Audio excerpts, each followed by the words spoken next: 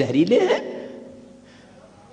हमारे खून जहरीले हो चुके हैं, माताओं बहनों का दूध जहरीला हो चुका है, माताएं बहनें पुरुष इनके अंदर निसंतानता नपुंसकता आ रही है, और गाय भैंसों के अंदर नया ना होना, नया दूध ना होना, उनके भीतर भी इनफर्टिलिटी आ रही है। कहां लेके जा रहे हैं?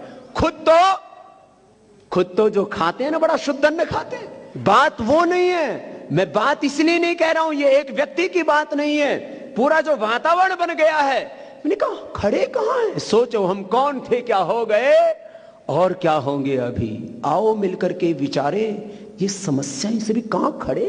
हमारी खेती, हमारे धंधे, हमारे रोजगार, अरे 10 लाख करोड़ का भी हम निर्यात नहीं कर पाते। चीन 100 लाख करोड़ का निर्यात करता है। हमारे रुपए की कीमत जब देश आजाद हुआ 1.35 का फासला रुपए डॉलर पाउंड में हुआ करता था, आज 1.60 और 1.80 का फासला, जो 1 और 100 का फासला हो सकता, हमें 100 गुना पीछे ले जाकर के डाल दिया। चाहे इकोनॉमिकली हम विचार करें, सामाजिक दृष्टि से, सांस्कृतिक दृष्टि से, आर्थिक दृष्टि से, राजनीतिक दृष्टि से इस देश को गुलाम बना दिया। सामाजिक, सांस्कृतिक, आर्थिक, राजनीतिक दृष्टि से देश को गुलाम बनाया हुआ है, और फिर हम चैन की नींद सोते रहे। मेरे से एक बोला, बाबा आजकल आप बहुत कड़वा कड़वा बोलने लग गए।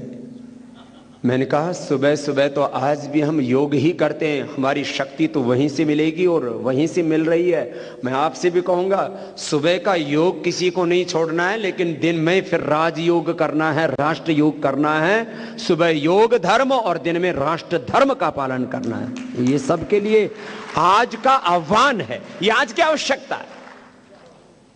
हमारी खेती, हमारे रोजगार, हमारे इन बच्चों के आगे का भविष्य, इनका फ्यूचर, इनका कैरियर, इनका कैरेक्टर और अपनी कंट्री का क्या होगा, ये युवाओं को सोचना चाहिए।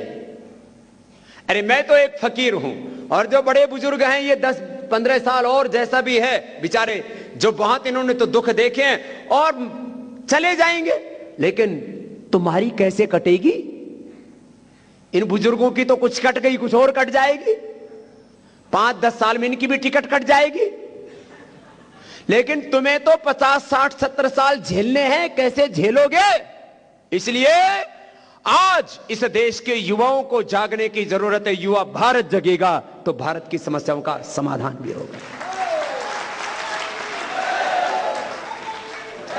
इसलिए एक फकीर आज तुम्हारे रोजगार के बारे में सोचता है, तुम्हारे कैरियर के बारे में सोचता है, तुम्हारे फ्यूचर के बारे में सोचता है। इस देश के, इस कंट्री का क्या होगा, तुम्हारे कैरेक्टर का क्या होगा, इस देश की करेंसी का क्या होगा, इस देश की इकोनॉमी का क्या होगा, इस देश के एग्रीकल्चर का क्या होगा, इंडस्ट्री का क्या होगा, वो सोचता है। आज आपको भी ये सोचना है। इसलिए आपसे मैं कह रहा था, निष्कर्ष के रूप में सोचो कहां खड़े हैं आज हम। सामाजिक धरातल पर, सांस्कृतिक धरातल पर, आर्थिक धरातल पर, राजनैतिक धरातल पर। आज हमारी खेती का, आज हमारे खेतों का, आज हमारी प्रकृति का, आज हमारी इस भारत माता का, आज हमारी गौ माता का क्या हाल है? प्रोसीजर क्या है? प्रोसीजर यह है, सारी चीजें राजनीति से नियंत्रित होती है। प्रक्रिया क्या है इसको ठीक करने की? इतिहास में क्या पढ़ाया जाएगा? झूठा उल्टा इतिहास पढ़ाया जा रहा है। इतिहास में क्या पढ़ाया जाएगा? गणित में, मैथमेटिक्स में उनको क्या पढ़ाया जाएगा? फिजिक्स में क्या पढ़ाया जाएगा? पॉलिटिक्स में उसको क्या पढ़ाया जाएगा? सोशियोलॉजी के नाम पर क्या पढ़ाया जाएगा? इतनी उल्टी पढ़ाई हो रही है, 99% झूठ पढ़ाया जा रहा है। बच्चों को पढ़ाते हैं सोशियोलॉजी में, क्या पढ़ाते हैं? Man is a social animal. आदमी एक सामाजिक जानवर है। अब जानवर ही बनेगा फिर? उसको यह नहीं बताया जाता तो ऋषियों की संतान, उसको बोला जाता है man is a social animal. और पैदा कहां से हुआ? बोले बंदर से पैदा हुआ। तो बंदर जैसी हरकतें करेगा फिर? अरे बंदर होगा तुम्हारा बाप, तुम्हारा दादा। हमारे पूर्वज तो ऋषि मुनि है, हम तो ईश्वर की संतान है, हम बंदर की संतान नहीं है।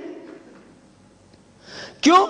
इसका गौरव नष्ट करने का एक षड्यंत्र था कि गौरव पैदा ही ना हो किसी भी भारतीय के भीतर। आज भी वही अमीबा है, वही बंदर है, वो अमीबा बंदर नहीं बनता, बंदर आदमी नहीं बनता। लेकिन आदमियों को सबको यह बता दिया कि तुम समंदर की औलाद हो। सब चीजें उल्टी पढ़ाई जा रही है। बच्चे हमारे कैसे पढ़ाए जाएंगे वो राजनीति तय करती है। खेत हमारे, खेती कैसे की जाएगी राजनीति तय करती है। जुबान हमारी, लेकिन हम किस जुबान में बात करें। आप अंग्रेजी बोलते हैं तो आप डॉक्टर बन जाएंगे, आईएएस बन जाएंगे, आईपीएस बन जाएंगे, इंजीनियर बन जाएंगे, सीए बन जाएंगे। सब जगह एकाधिकार कायम किया हुआ है हिंदुस्तान के भाषा, उसका पूरा अनादर तिरस्कार, ये कैसे? ये सब राजनीति से नियंत्रित होता है। गायों को मैंने कहा करीब 2 करोड़ गायों को कत्ल किया जाता है, 1 लाख करोड़ की सब्सिडी दी जाती है। किसके ऊपर? विदेशी कंपनियों को, यूरिया डीएपी के ऊपर। अरे 1 लाख करोड़ रुपए हर साल जो तुम इन जहर बेचने वाली कंपनियों को सब्सिडी देते हो, 1 लाख करोड़ रुपए यदि गाय के ऊपर खर्च करो, नंदी के ऊपर खर्च करो, तो जो हमारी हिंदुस्तान की गाय विदेशों में 40 से 60 किलो दूध देती है, वो हिंदुस्तान में 50-60 किलो दूध क्यों नहीं दे सकती है? हमारे यहां से गायें लेकर के गए, वो कौन सा देश है समझे? ब्राजील में। हमारे यहां की गाय जाती है ब्राजील में, तो ब्राजील में जाकर के वो दूध देती है 60 किलो और यहां दूध देती है 6 किलो। हमारे पास में गायें 20-20 किलो दूध दे रही है। अभी हमने नंदीशाला बना दी हमारे यहां। इसलिए मैंने तो पिछली बार राजस्थान में आया था, मैंने कहा था गौशालाओं से ज्यादा इस समय नंदीशाला बनाने की जरूरत है। जिन गायों का दूध 20-20, 25-25 किलो है, उनके जो बछड़े हैं उनको सांड बनाए और उनसे आगे की संतति पैदा करे, क्योंकि जैसे माता पिता होते हैं वैसे ही संतान पैदा होती हैं। जो अच्छा नंदी होगा तो अच्छी संतानें पैदा होंगी, अच्छा दूध देंगी। कहीं ध्यान ही तो नहीं है ना। लेकिन ये ध्यान क्यों कौन दे? ये तो गो हत्यारे हैं। ये गाय को आगे क्यों लेकर के आएंगे? ये तो भारत और भारतीयता, भारतीय संस्कृति, ये तो एक दिन में चाहते हैं कि हिंदुस्तान पूरा खत्म हो जाए। मैं कह रहा था समाधान क्या है?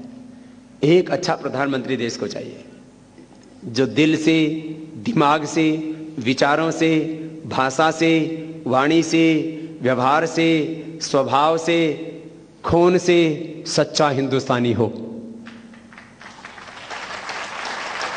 और उसको ताकत देने के लिए कम से कम 300 सांसद चाहिए वहां संसद में, क्योंकि हिंदुस्तान में डायरेक्ट प्रधानमंत्री का चुनाव नहीं होता है।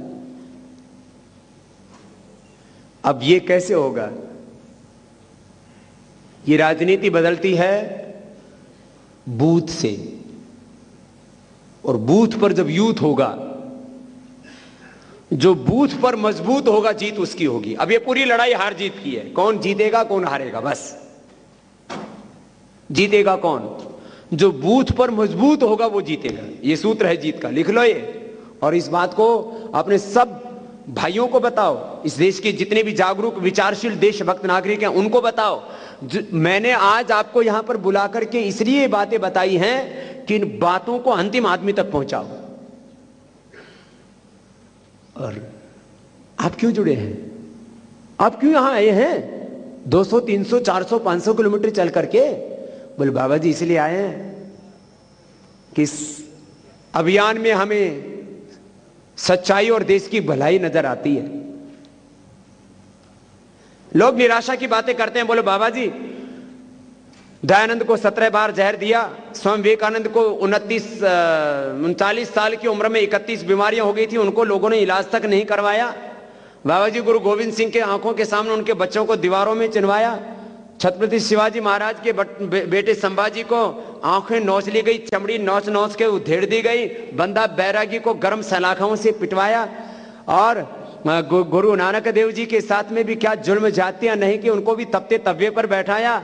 बाबा जी चाहे विदेशों में हो, सुकरात को भी लोगों ने जहर पिलाया, गैलीलियो को भी जो है नजरबंद करके बाद में मार दिया गया। इसकी सब महापुरुषों के साथ में ऐसा हुआ। बाबा जी आप कोई बात नहीं, 4 जून को तो बच गए, कब तक बचोगे? आप भी मर जाओगे। मैंने कहा मैं मर जाऊं, लेकिन इन बेईमानों को अब तो यमलोक पहुंचा करके ही मरूंगा, चिंता मत करो। निराशा की बातें बहुत सोचने वाले हैं। बहुत तरह से लोग बातें करते रहते हैं कि बाबा जी ये नहीं हो सकता, वो नहीं हो सकता। आप क्यों आए हो यहाँ? लोग संगठन में भी लोग ऐसे साधारण अच्छे लोग बातें करते रहते। बाबा जी क्या करें, लोग नहीं जुड़ते। मैं कहा तू क्यों जुड़ा है? बोले बाबा जी मुझे तो पता है इस देश की इसी में भलाई है, इसमें सच्चाई है, यही काम है जो देश को बचाएगा। तो भाई तू जैसे सोचता है ऐसे औरों को वो सोच आगे पहुंचाना। मैं तो कहता हूं एक समझदार और जिम्मेदार आदमी होना तो अपने जैसे हजारों लाखों करोड़ों समझदार जिम्मेदार बना सकता है। ये मेरा अपना निष्कर्ष है और ये सच्चाई है। एक समझदार हो और जिम्मेदार हो संगठन में, चाहे वो हमारे भाई हो या बहन हो या युवा हो, एक समझदार और जिम्मेदार आदमी चाहिए। और मैं देख रहा हूं करीब 650 जिलों में 5000 से ज्यादा तहसीलों में और लाखों प्रखंडों और वार्डों में अब काम चल रहा है। मैं देख रहा हूं जहां जिम्मेदार और समझदार एक भी आदमी है ना, वो प्यार से काम लेता है, सबके प्रति कृतज्ञता का भाव और ऐसे वातावरण बना देता है, सब लोग खुश खुश काम करते हैं। और एक ना समझ, एक गैर जिम्मेदार आदमी सब कुछ बेकार कर देता है। इसलिए संगठन की सबसे बड़ी ताकत समझदार और जिम्मेदार आदमी, जो प्यार से, प्रेम और कृतज्ञता के साथ, ये चार चीजें हैं। लिखने ना जिंदगी में, घर में, परिवार में, संगठन में, समाज में सफल होना हो ना, ये चार बातें हैं: समझदार, जिम्मेदार, समझदारी और जिम्मेदारी से काम करने वाला आदमी चाहिए, प्रेम और कृतज्ञता का भाव रखने वाला आदमी चाहिए। जो प्रेम तो सबसे बड़ा तत्व है, उसके बिना तो कुछ भी नहीं हो सकता। और जहां कृतज्ञ लोग होते हैं वो घर, परिवार, संगठन कभी आगे नहीं बढ़ सकता।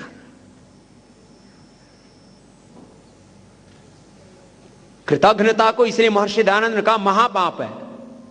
प्रेम और कृतज्ञता, समझदारी और जिम्मेदारी, ये चार चीजें हैं जो किसी बड़े काम को अंजाम तक पहुंचाती हैं।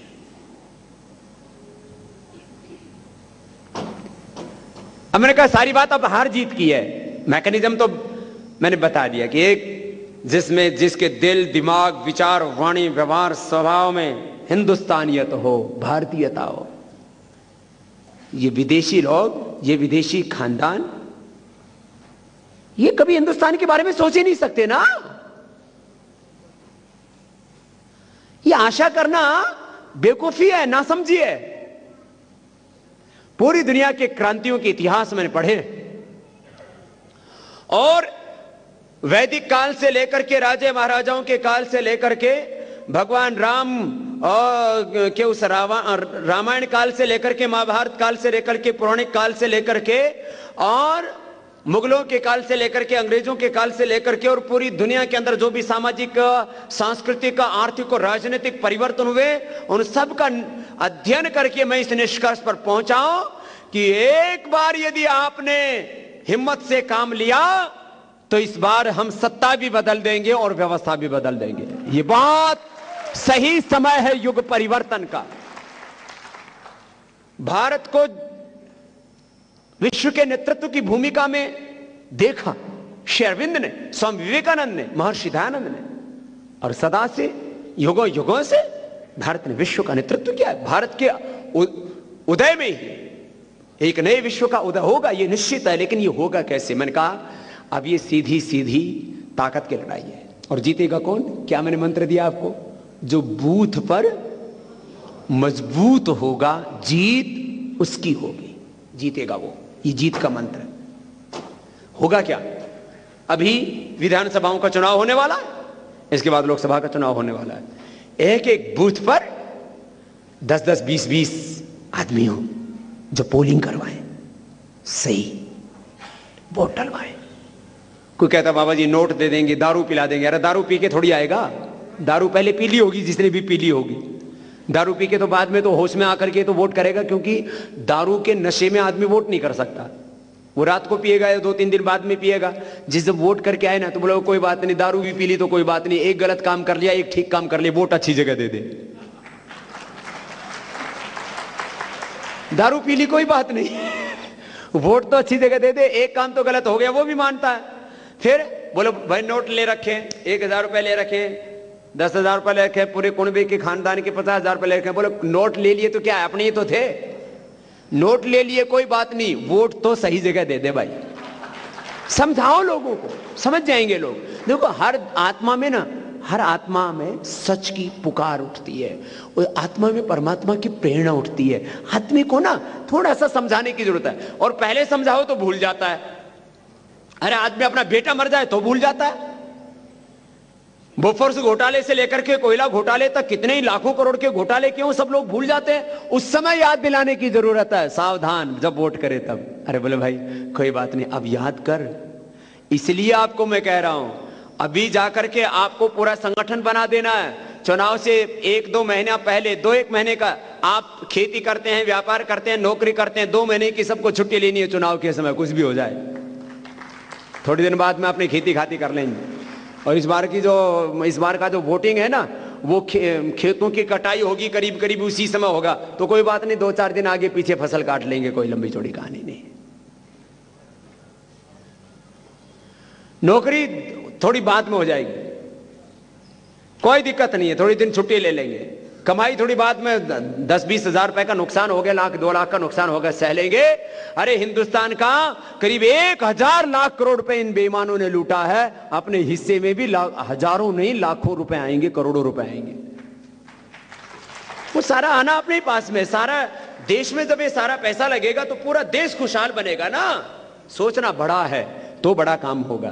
तो आपको क्या करना है, जाति एक एक बूथ तक, अभी जिला और तहसील तक तो संगठन मजबूत है, अब वार्ड, प्रखंड और फिर उनके माध्यम से बूथ और गांव तक, ढाणी तक, राजस्थान एक एक जगह अपना प्रतिनिधि, उसका नंबर, फोन नंबर अपडेट रहना चाहिए पूरा। और उनको बीच बीच में बैठा करके सप्ताह में एक बार ही गोष्ठी करो, एक दिन तो छुट्टी का होता ही है ना, बैठा करके बातचीत करो और उनको बदलो। ये हथियारों की क्रांति नहीं, ये विचारों की क्रांति है। नक्सलवादी, माओवादी, जिहादी ये सब खून खराबा करके हथियारों के बल पर बदलाव लाना चाहते हैं। हथियारों के बल पर अब बदलाव नहीं आएगा, विचारों के बल पर बदलाव आएगा। पहले संगठन बनाओ और फिर विचारों की ऐसी आग लगा दो जो कभी बुझ ना सके। ऐसा आज मैं तो आपके बीच में बैठा हूं, क्यों मेरा खून खोलता है? एक सन्यासी जिसको कुछ नहीं चाहिए और कुछ ऐसा नहीं हो जो ना मिला हो। इस देश ने, दुनिया ने, भगवान ने मुझे सब कुछ दिया। लोग जिस सुख सुविधा, संसाधन, वैभव, एम्पायर, जिस भौतिक शक्ति की बात करते हैं वो तो मेरे पीछे पीछे दौड़ रही है, लेकिन 1 इंच जमीन, 1 रुपए बैंक बैलेंस नहीं। क्यों? मैं धन दौलत के लिए, जमीन जायदाद के लिए नहीं आया हूं। मैं तो इस धरती पर सत्य, धर्म और न्याय की प्रतिष्ठापना करने के लिए, इस देश को बचाने के लिए, इस देश के लोगों को न्याय दिलाने के लिए आया हूं। मेरी जिंदगी का वो मकसद नहीं। और भाई बहनों, मैं आपको भी इसी भाव से जोड़ना चाहता हूं। सोचो जरा, मेरी और आपकी चेतना भी वही है। बस आपको अब जाकर के एक ही काम करना है, जैसा में दिनेश गिरि जी महाराज जी ने कहा ना, सोचने का वक्त है गया, उठो लिखो इतिहास नया। अब तो आप जाकर के ना आपको खुद एक इतिहास बनाना। अब हमने अब जाकर के एक एक युवा को 10-10 वार्डों की, 10-10 गांवों की जिम्मेदारी ले लेनी है, 10-10 ढाणियों की। अरे कोई बात नहीं, हमारे पास साधन नहीं है तो पैदल जाएंगे, क्या दिक्कत हो गई? को मर गए क्या? टांग टूट गई क्या? बाबा जी साधन नहीं है, साइकिल नहीं है, मोटरसाइकिल नहीं है, गाड़ी नहीं है, कार नहीं है। अरे कारों में चलने वालों ने, हवाई जहाजों में चलने वालों ने कभी क्रांतियां नहीं किए हैं। दुनिया में क्रांतियां हमेशा मेहनत कश लोगों ने की है, साधारण लोगों ने असाधारण काम किए हैं।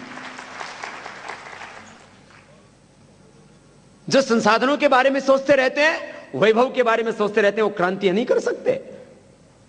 जाति ये काम करना, और ये काम ज्यादा से ज्यादा 2 महीना रोज काम करना, एक दिन में नहीं होगा। कुछ लोग बैठते हैं तो एक दिन तो सोचते हैं पूरी दुनिया बदल देंगे, और बाद में जाकर के एक एक दिन से भाई जिंदगी बनती है, एक एक दिन से दुनिया बनती है, एक एक दिन से सारा वैभव खड़ा होता है। उत्तराखंड की त्रासदी में आपदा पीड़ित श्रद्धालुओं की सेवा के बाद पतंजलि योगपीठ ने आपदा पीड़ित निराश्रित महिलाओं के स्वावलंबन एवं अनाथ बच्चों के सहायतार्थ गुप्त काशी के समीप नारायण कोटी में पतंजलि सेवाश्रम शुरू किया है। इस आपदा में जिनका सब कुछ खत्म हो गया है, ऐसे अनाथ बच्चों की सेवा के लिए यदि आप अभिभावक व पालक सदस्य बनकर अपने शक्ति सामर्थ्य के अनुसार इन बच्चों के जीवन में खुशी लाना चाहते हैं तथा इनके भोजन, आवास, शिक्षा, संस्कार एवं घर जैसा प्यार देकर उन्हें एक आदर्श नागरिक बनाना चाहते हैं तो सहयोग हेतु संपर्क करें। पतंजलि सेवाश्रम, नारायण कोटी, केदारनाथ रोड, गुप्तकाशी, उत्तराखंड।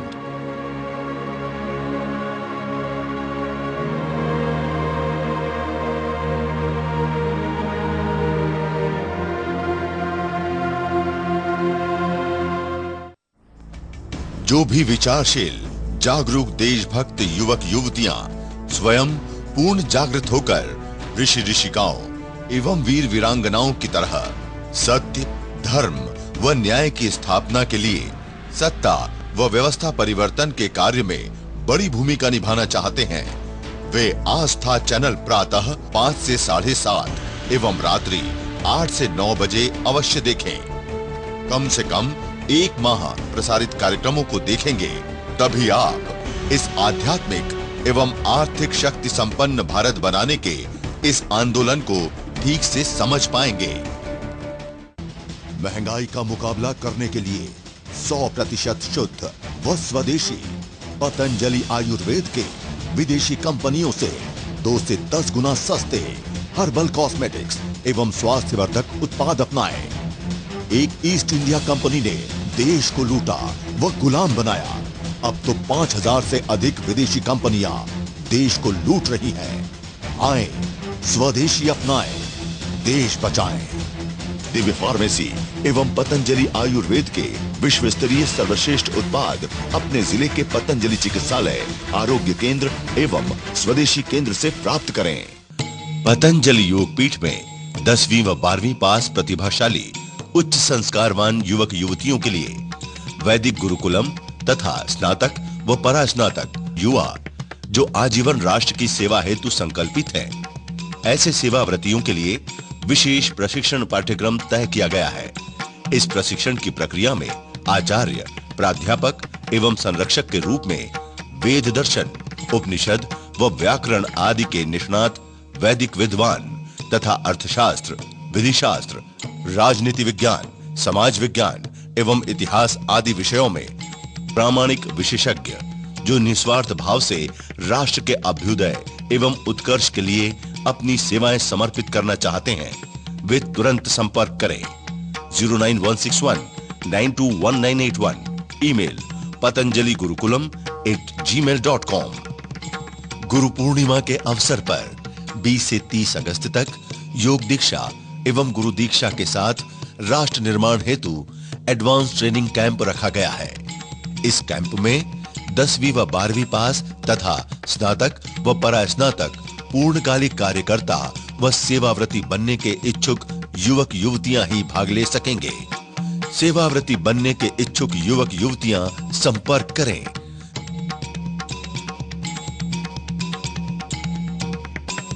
बीस से 30 जुलाई तक होने वाले योग दीक्षा एवं गुरु दीक्षा कार्यक्रम का विशेष प्रसारण आस्था पर अवश्य देखिए।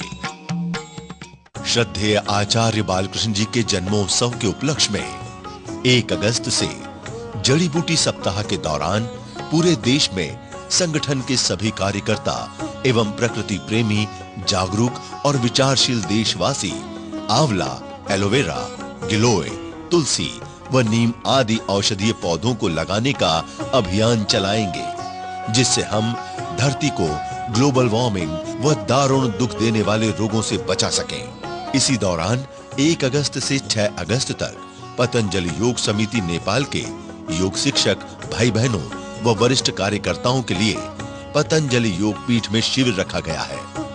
पतंजलि योग पीठ की नेपाल शाखा के अंतर्गत लगभग 30,000 योग शिक्षक एवं कार्यकर्ता निस्वार्थ भाव से सेवा दे रहे हैं। नेपाल को आध्यात्मिक एवं आर्थिक शक्ति संपन्न बनाने के लिए बड़ी कार्य योजना हेतु ये शिविर रखा गया है। अधिक जानकारी के लिए संपर्क करें। पतंजलि योग पीठ नेपाल, मंडी कटार, काठमांडू। संपर्क सूत्र